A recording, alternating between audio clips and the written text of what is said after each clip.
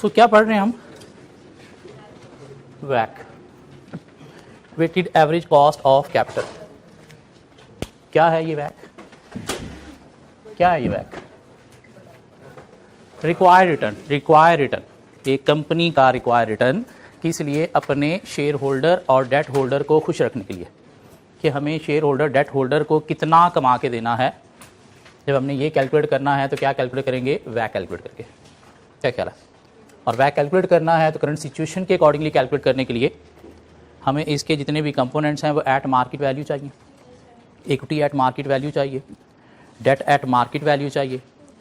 Cost of equity company के point of view से हमने देखना है क्या है, कॉस्ट ऑफ डेट कंपनी के पॉइंट ऑफ व्यू से हमने देखना है क्या है, कॉस्ट ऑफ डेट कंपनी के पॉइंट ऑफ व्यू से हमने देखना क्या है। और कंपनी के पॉइंट ऑफ व्यू से जो डेट की कॉस्ट होती है उसमें टैक्स की वजह से टैक्स सेविंग आती है, तो इसलिए हम टैक्स सेविंग को इनकॉर्पोरेट करेंगे जब कंपनी के पॉइंट ऑफ व्यू से कॉस्ट ऑफ डेट कंप्यूट कर रहे होंगे। ठीक हो गया?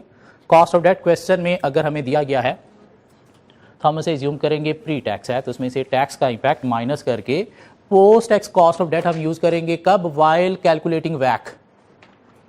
वैक कैलकुलेट करते वक्त हमें कॉस्ट ऑफ डेट हर सूरत में पोस्ट टैक्स ही चाहिए। पोस्ट टैक्स कहां पे यूज करना है? केडी हमने वैक। क्या कहला? क्यों?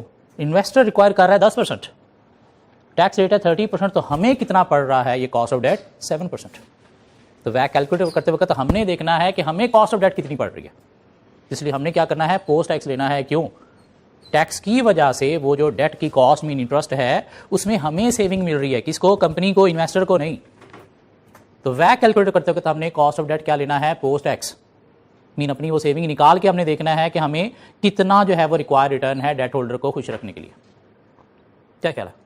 टैक्स का इम्पैक्ट किस लिए है? कंपनी के लिए। और जब कंपनी ने अपना वैक कैलकुलेट करना है तो उसमें केडी कौन सा यूज करना है?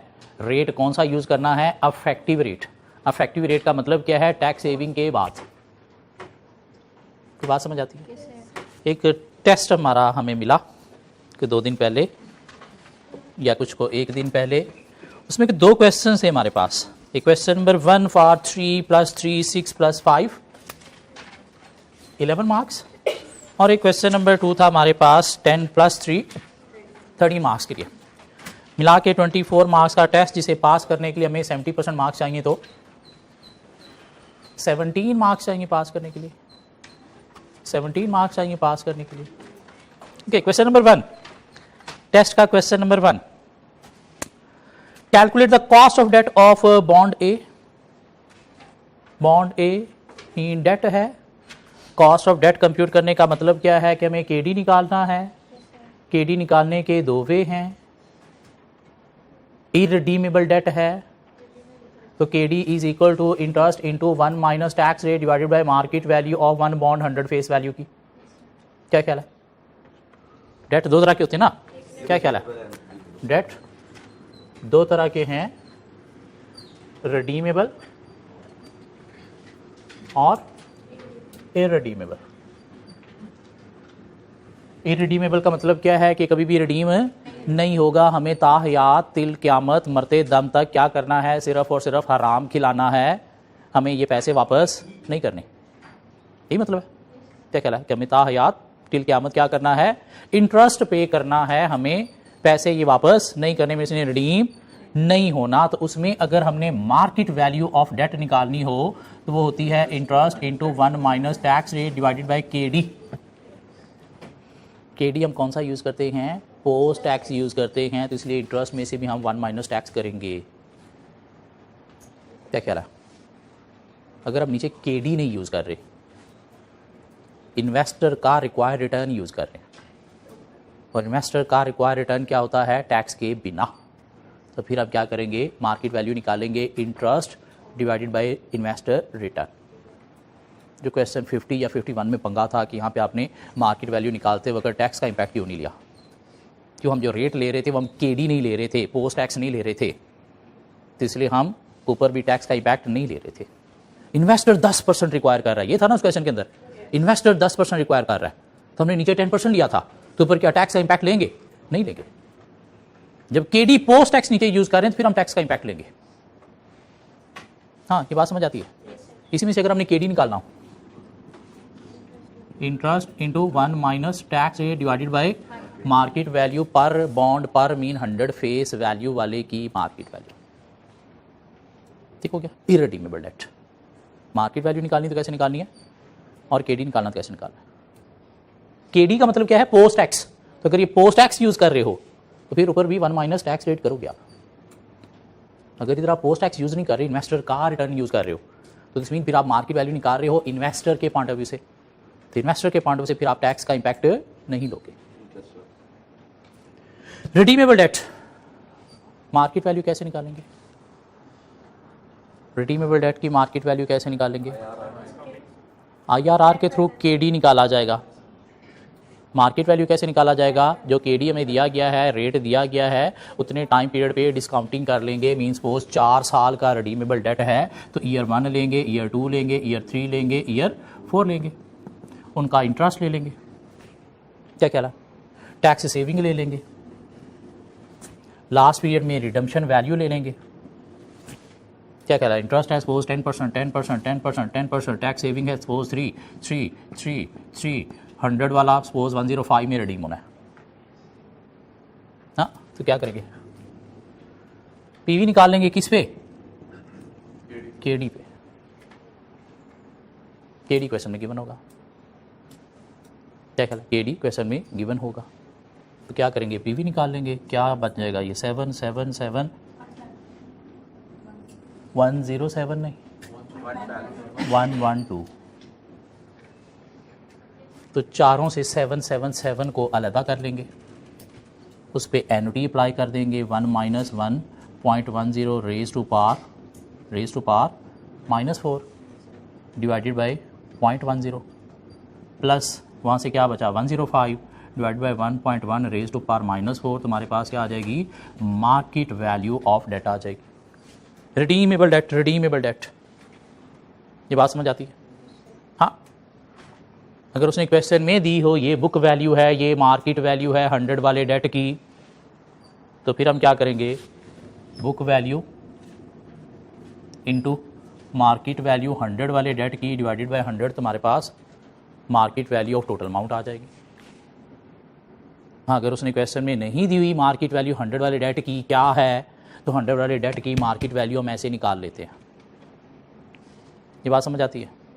हाँ, अगर उसने दी हुई है बुक वैल्यू ये है डेट की टोटल जो बैलेंस शीट में आ रही है, और एक 100 फेस वैल्यू वाले डेट की मार्केट वैल्यू सपोज 80.4 है, तो क्या करेंगे, book value into 80.4 divide by 100 करेंगे, तुम्हारे पास क्या आ जाएगी, मार्केट वैल्यू आ जाएगी जो टोटल बुक वैल्यू दी गई उसकी।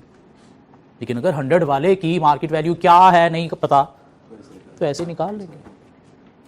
क्या कहला, 9% डेट है, 8% लोन नोट है, तो वो परसेंट क्या है, कूपन रेट मीन इंटरेस्ट। क्या कह रहा, क्लियर होती बात। Cost of debt redeemable debt की कैसे निकालेंगे, IRR के थ्रू, उसमें ईयर 0 भी लेंगे, ईयर 0 में क्या लेंगे, मार्केट वैल्यू ऑफ डेट लेंगे, मार्केट वैल्यू ऑफ डेट लेंगे जो माइनस करेंगे, ईयर 1 में वही इंटरेस्ट, वही टैक्स इंपैक्ट, लास्ट में रिडम्पशन वैल्यू। क्या कहला है, 2 NPVs निकालेंगे, पहली NPV हम निकाला करेंगे 10% पे, देखेंगे अगर पॉजिटिव आ गई है तो अगली हमें नेगेटिव चाहिए, नेगेटिव के लिए हमें अब अगला रेट 10% चाहिए, 5% चाहिए, 15% चाहिए, 15% चाहिए, क्यों, रेट बढ़ाने से NPV नेगेटिव होगी। तो 2 NPV निकाल के IRR के फार्मूले में छोटा वाला रेट प्लस छोटे वाले की NPV डिवाइडेड बाय छोटे वाले की NPV माइनस बड़े वाले की NPV इंटू बड़ा वाला रेट माइनस छोटा वाला रेट। क्या कहला, और अगर 10% पे NPV नेगेटिव आ गई तो अगली NPV हमें उससे छोटे रेट पे चाहिए, छोटा रेट हम क्या यूज़ करेंगे, 5% यूज़ कर लेंगे। क्लियर होती बात।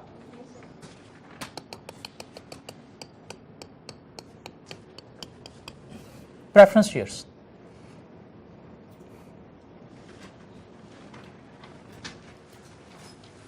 प्रेफरेंस शेयर्स 2 तरह के होते हैं, रिडीमेबल और इररिडीमेबल। इररिडीमेबल को हम एज ए इक्विटी ट्रीट करते हैं। इररिडीमेबल को एज ए इक्विटी ट्रीट करते हैं। मीन डिविडेंड हमें देना है इसके ऊपर, डिविडेंड देना है इसके ऊपर। क्या ख्याल है, डिविडेंड कहाँ से देना है?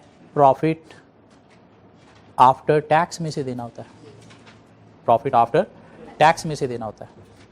और डिविडेंड प्रॉफिट के अकॉर्डिंगली देना होता है, प्रॉफिट के अकॉर्डिंगली देना होता है। तो इसमें कोई टैक्स का इम्पैक्ट नहीं आएगा।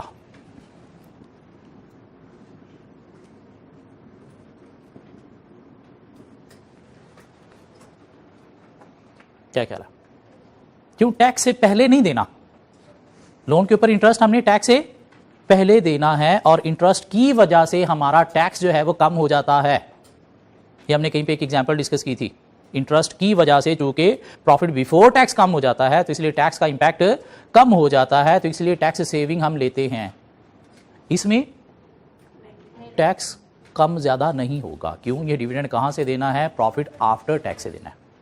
तो इसकी वजह से कोई टैक्स कम या ज्यादा नहीं होने वाला, तो इसलिए इसमें टैक्स का इंपैक्ट नहीं लेना। क्या कहला? Redeemable preference shares as a debt treat होते हैं। Redeemable preference shares as a debt treat होते हैं। और कहां पे लिखा होगा? ये लॉन्ग टर्म लायबिलिटीज में ही लिखा होगा। और इसके साथ एक रेट होता है, वो रेट आपने पे करना है। ऐसी है ना, वो रेट आपने पे करना है। 9% रिडीमेबल प्रेफरेंस शेयर्स। ये 9% का मतलब क्या है कि 9% आपने जितनी वैल्यू है उसका उतना देना है। नाम प्रेफरेंस शेयर्स है, नाम प्रेफरेंस शेयर्स है, लेकिन है क्या? लाइक लोन है, बॉन्ड है, डेट है।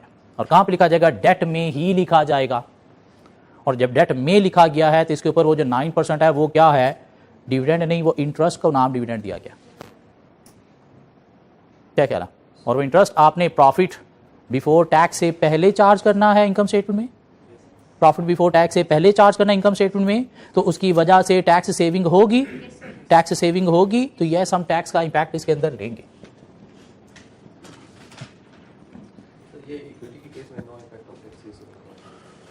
सर कंपनी की सेल है 100, कॉस्ट ऑफ सेल है 40, जीपी है कितना? 60। ठीक है, जीपी है कितना? 60। ऑपरेटिंग एक्सपेंसेस हैं कंपनी के 20, आपके पास प्रॉफिट बिफोर टैक्स जो है वो आया 40। ठीक हो गया। आप टैक्स पे कर रहे हो कितना? एट द रेट ऑफ 30%, कितना? 12 कितना बनेगा? 40 पे 12 30% कितना बनता है? 12 बना। आपके पास प्रॉफिट आफ्टर टैक्स जो है वो कितना आया? 28। ठीक हो गया। अब एक और सिनेरियो है, कंपनी की सेल है 100, कॉस्ट ऑफ सेल है 40, जीपी है 60। इधर कंपनी ने लोन नहीं लिया हुआ था, अब कंपनी ने कोई 100 का लोन भी लिया हुआ है जिसके ऊपर कंपनी 10% जो है वो इंटरेस्ट भी पे करती है। तो दिस मीन यहाँ पे ऑपरेटिंग एक्सपेंसेस आपके आगे कितने? 20। क्या ख्याल है? साथ आपने इंटरेस्ट भी पे करना है 10। अब आपका प्रॉफिट बिफोर टैक्स आया कितना? 30। अब आप जो टैक्स पे करोगे एट द रेट ऑफ 30% कितना? 10। क्या ख्याल है? तो आपके पास प्रॉफिट आफ्टर टैक्स जो आया कितना? 20। इंटरेस्ट की वजह से आपका टैक्स 12 से कितना हो गया? 10 हो गया। इंटरेस्ट की वजह से आपका टैक्स 12 से 10 हो गया। 2 की सेविंग हुई। क्या ख्याल है? 2 की सेविंग हुई। दिस मीन आप जो इंटरेस्ट पे कर रहे हो वो 10% नहीं, अफेक्टिवली कितना पे कर रहे हो? 8% पे कर रहे हो। This is tax saving. This is tax saving. Debt की वजह से आपका टैक्स कम हो गया।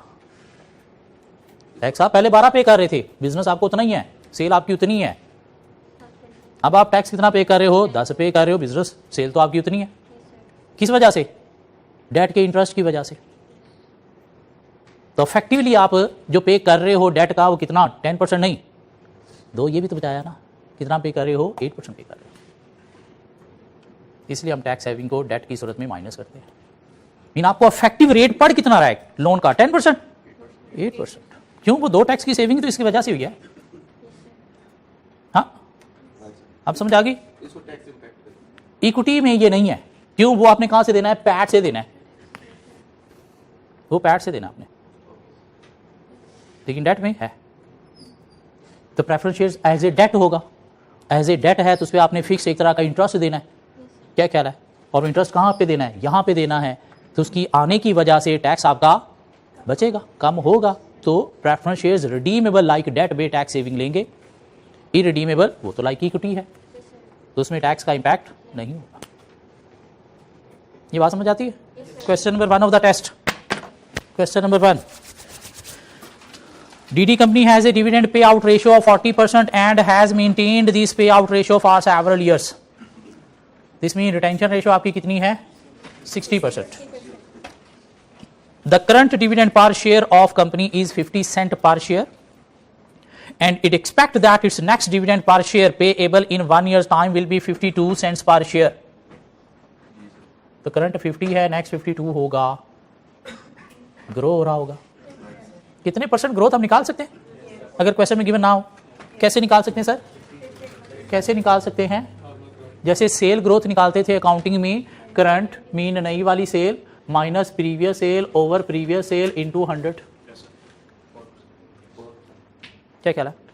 50 से 52 पे पहुंचा तो न्यू क्या है? 52 minus old divide by old into 100 कितना आ गया? 4%। What is this 4%?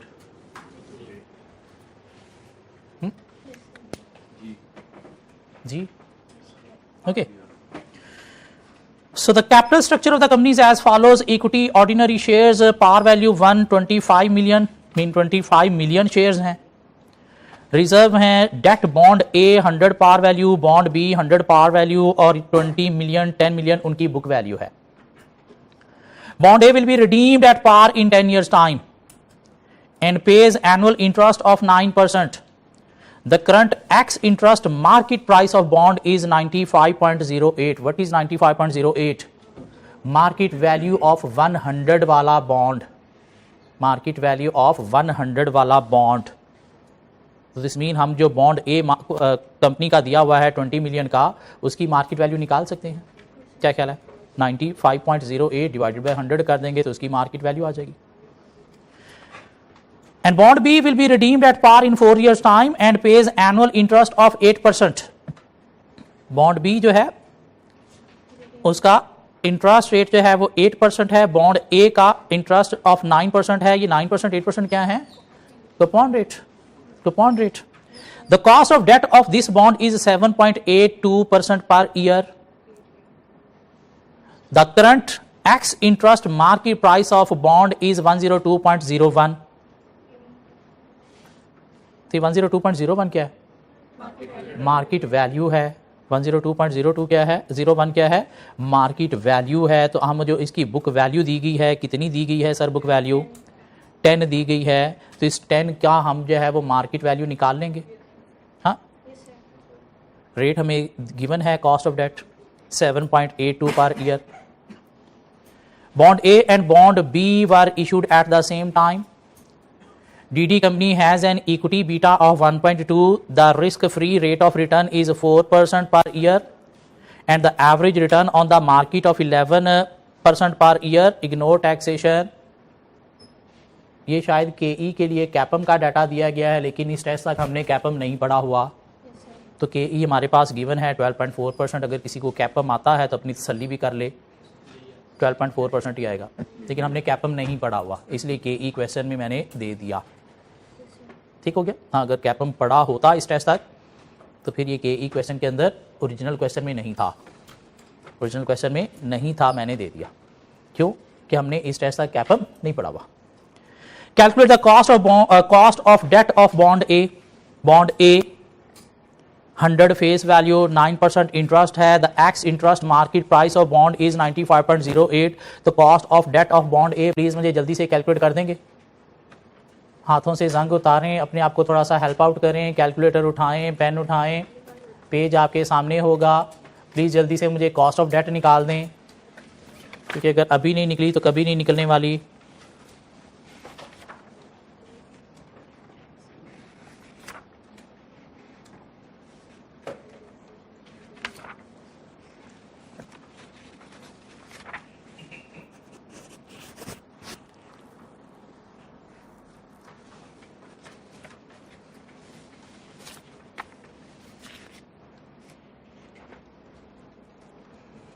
बड़ा औखा काम ना। हाँ, बॉन्ड ए कितने ईयर्स पे रिडीम होगा? 10 ईयर्स में रिडीम होगा। 9% कूपन रेट है। उसने कहा इग्नोर टैक्सेशन। उसने क्या कहा? Ignore taxation. क्या बोला उसने? Ignore taxation. ये बात समझ आती है? Ignore taxation. और शायद टैक्स रेट क्वेश्चन में गिवन भी नहीं है। टैक्स रेट क्वेश्चन में गिवन नहीं है। तो ईयर 0 में मार्केट वैल्यू मिलेगी इसकी कितनी? 95.08। तो ईयर 0 में 95.08 नेगेटिव। ईयर 1 टू ईयर 10 में interest rate minus tax saving नहीं, ओनली 9। क्या कह रहा है? और ईयर 10 में रिडम्पशन कितने पे? 100 पे। क्या ख्याल है?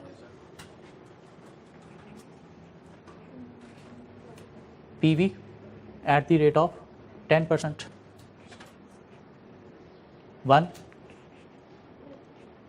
9 into 1 minus 1.1 raised to power 10 divided by 0.1, 100 divided by 1.1 raised to power minus 10। तो आपके पास आ गई NPV ऑफ 10% रेट। हाँ, अच्छा, इधर 10 आएगा, इधर माइनस आएगा। चलो, गुड हो गया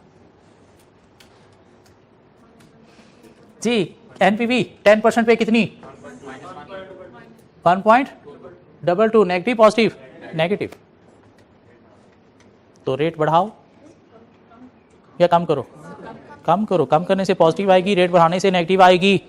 रेट बढ़ाने से NPV नेगेटिव आती है, रेट कम करने से पॉजिटिव आती है। तो कम कर लो सर, कितना कर लो? 5% कर लो।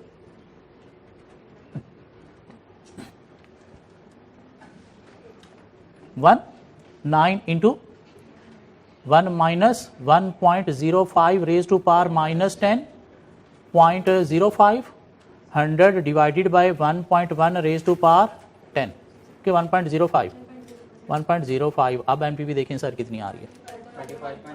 35.81। IRR इज इक्वल टू छोटा वाला रेट 5% प्लस उसकी NPV 35.81। 35.81 minus plus 1.22 into 5%। 9.848283 कितना?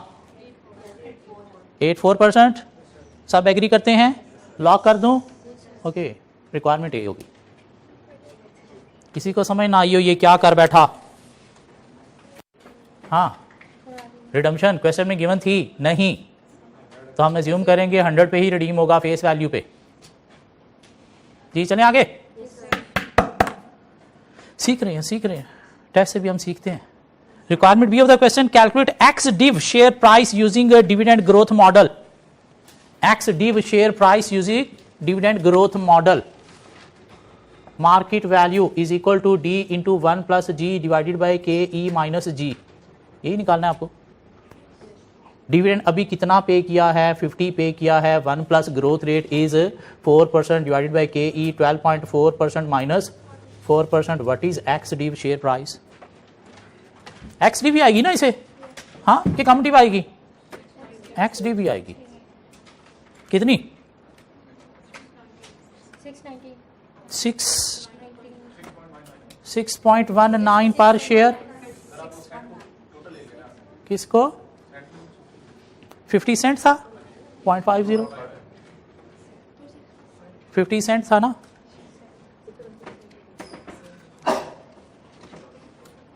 क्या ख्याल है?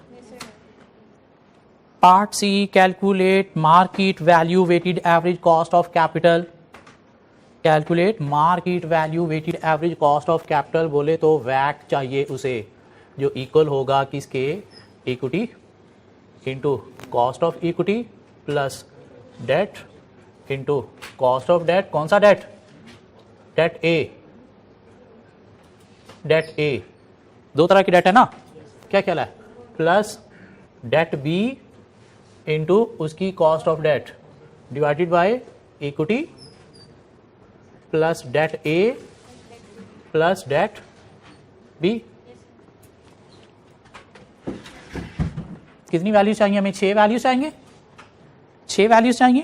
क्या ख्याल है, हमें क्या चाहिए जी, मार्केट वैल्यू ऑफ इक्विटी चाहिए, हमें क्या चाहिए जी, कॉस्ट ऑफ इक्विटी चाहिए, हमें market value of debt A चाहिए, केडी डेट ए का चाहिए, market value of debt B चाहिए, केडी ऑफ बी चाहिए। What is market value of equity, कितने शेयर से, 25 मिलियन, कितने शेयर से, 25 million, price per share is 6.19, what is market value of equity, what is market value of equity,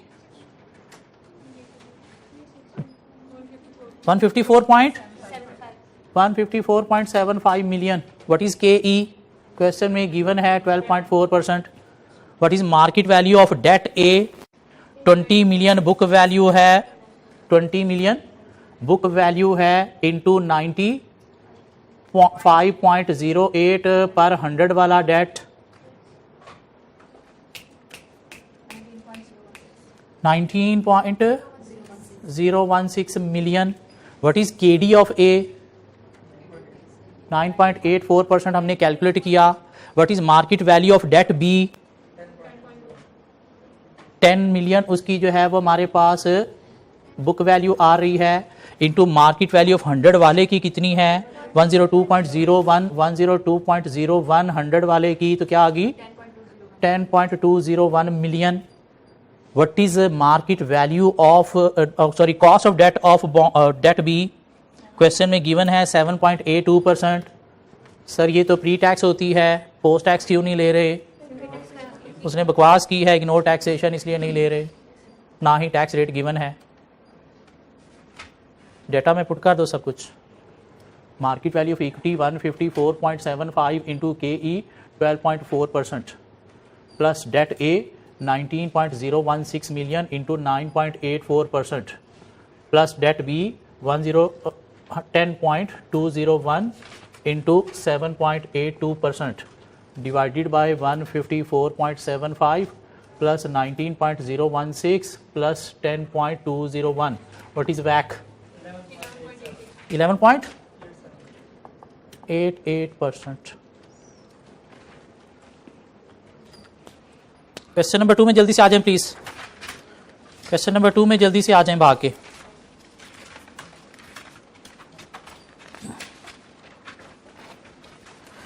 ji question number 2 कहता है कि आपने वैक calculate करना है, आपको वैक कैलकुलेट करना है।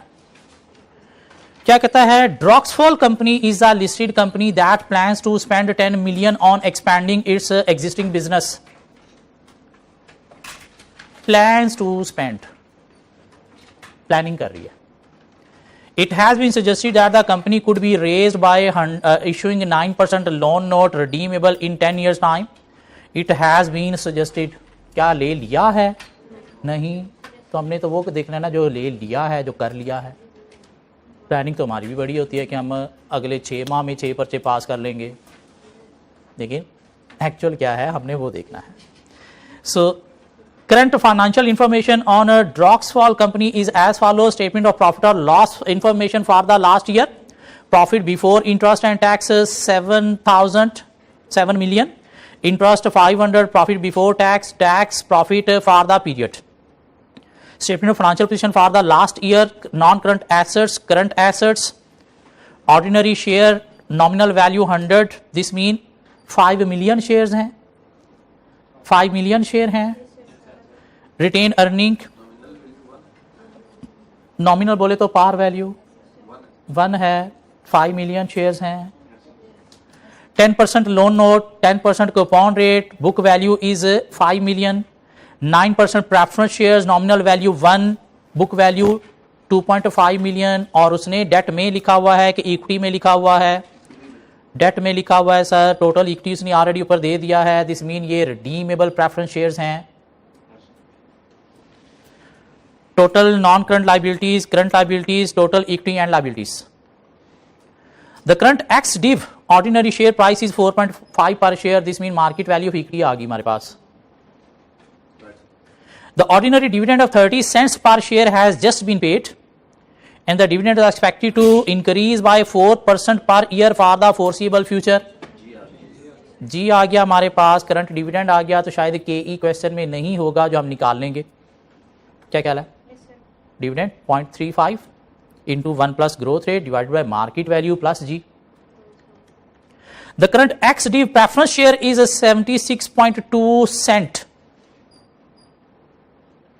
मतलब क्या हुआ इसका? Market value of preference shares. Book value हमारे पास दी गई है, तो ये क्या है? मार्केट वैल्यू है. तो मार्केट वैल्यू ऑफ 2.5 मिलियन जो preference shares as a debt दिया गया था, वो हम निकाल सकते हैं. वो हम निकाल सकते हैं. कैसे निकालेंगे सर? 76.2 डिवाइड बाय 100 कर देंगे. क्या ख्याल है? लेकिन वो तो हम 100 करते थे par value of one debt assume करते हुए. वो तो डेट की हम जो है वो फेस वैल्यू 100 एज्यूम करते हुए कैलकुलेट करते थे. तो ये क्या है? 76.2 सेंट $1 ते बन जाएगा 0.762. दिस मीन जो बुक वैल्यू दी गई है उसको जैसे हम वो शेयर से मल्टीप्लाई करते थे, तो डायरेक्टली सिर्फ मल्टीप्लाई करेंगे 0.762 इसको divided by 100. Mean face value 100 assume करते हुए नहीं चलना. वो डेट की फेस वैल्यू होती थी 100 हम एज्यूम करते थे. लोन नोट 100 वाला इशू किया गया, 100 फेस वैल्यू वाला, इतने इंटरेस्ट रेट पे. इसकी जब हमने मार्केट वैल्यू निकालनी है तो क्या करना है? 22.5 मिलियन जो दिया गया है इंटू 0.762 कर देंगे. बात वही है, डिवाइड बाय 100 करके कर लो. तो वो डिवाइड बाय 100 बेसिकली वो फेस वैल्यू 100 नहीं हम कर रहे, वो डिवाइड बाय 100 हम क्या कर रहे हैं? डॉलर की वैल्यू के अकॉर्डिंगली कर रहे हैं. तो सिंपली क्या करो, सेंट्स है ना, सेंट्स है ना, तो 0.762 से मल्टीप्लाई कर दो बुक वैल्यू को, तो आपके पास market value of preference shares आ जाएगी कितनी? 22.5 या 22,500 दिया गया. इस तरह से दिया गया 22,500 दिया गया. कितना दिया गया? 2500 दिया गया सर. 2500 दिया गया, तो इंटू क्या करेंगे? 0.762 कर देंगे. तुम्हारे पास market value of preference shares आ जाएगी. ठीक हो गया? Okay.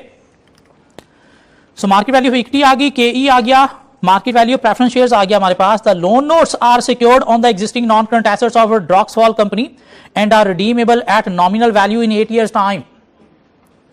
They have a current X interest market price of 105 per 100 loan note. तो क्या करेंगे? 5000 into 105 divided by 100 करेंगे, तो market value of loan note debt आ गई. क्या ख्याल है? Droxfall company pay tax on profit at an annual rate of 30%. Tax rate 30% है. The expansion of business is expected to increase profit before interest and tax by 12% in the first year. Droxfall company has no overdraft. तो market value equity निकल आई question में, के ई निकल आया question में, market value of debt loan note निकल आएगा. के डी क्वेश्चन में गिवन नहीं है, तो वो हमें निकालना पड़ेगा. ऐसी बात है, के डी निकालना पड़ेगा. और उसमें हम इंटरेस्ट जो है वो कितना है? 10. तो टैक्स सेविंग लेंगे, टैक्स सेविंग लेंगे 8 ईयर्स टाइम में. केडी कैसे निकालेंगे? इधर मार्केट वैल्यू आ जाएगी, इधर 7 आ जाएगा, 10 माइनस टैक्स सेविंग, और ईयर 8 तक आएगा. उसके बाद रिडम्पशन भी होगी. कितने पे? कितने पे रिडम्पशन होगी? क्या उसने बताया कितने पे रिडीम होना है? नहीं, तो 100 पे ही रिडीम होगा. क्यों? उसने बताया फेस वैल्यू 100 है. क्या ख्याल है? तो 2 एनपीवी निकाल के केडी निकाल लेंगे आईआरआर के थ्रू, और उसके बाद सब कुछ वैक के फार्मूला में पुट कर देंगे. Equity into cost of equity, debt into cost of debt जो हमने निकाला, market value preference shares into cost of debt of preference shares. Cost of debt of preference shares क्या क्वेश्चन में गिवन है sir? Cost of debt of preference shares question में given है. तो date की कॉस्ट तो हम आईआरआर से निकालते हैं, cost of debt of preference shares हम आईआरआर से नहीं निकालते.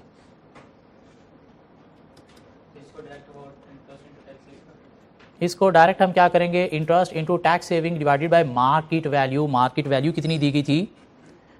76.2 सेंट्स दी गई थी आपको.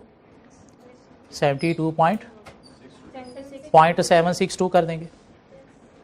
क्या ख्याल है? 0.762 कर देंगे। रिडीमेबल है, जब रिडीमेबल है तो IRR के थ्रू कॉस्ट ऑफ डेट निकलती है, कॉस्ट ऑफ प्रेफरेंस शेयर्स नहीं निकलेगी। बात वहीं पे है, लेकिन आप कॉस्ट ऑफ डेट तो निकाल सकते हो IRR के through, cost of preference shares IRR के थ्रू नहीं निकालनी। IRR के थ्रू कॉस्ट ऑफ डेट निकलेगी, cost of preference shares IRR के थ्रू नहीं निकालनी। वैसे भी प्रेफरेंस शेयर्स का क्या बताया गया है कि कितने ईयर में रिडीम होना है? प्रेफरेंस शेयर्स का क्या बताया गया कितने ईयर्स में रिडीम होना है? डेट में उसने लिख दिया है, लेकिन कितने ईयर में रिडीम होना है ये भी नहीं उसने बताया, इसलिए IRR तो अप्लाई भी नहीं हो सकता उस पर। क्या ख्याल है? तो सिंपली क्या करेंगे, 9% प्रेफरेंस शेयर्स नॉमिनल वैल्यू तो क्या रिडीमेबल हुए या इरिडीमेबल हुए? ये रिडीमेबल हुए या इरिडीमेबल हुए?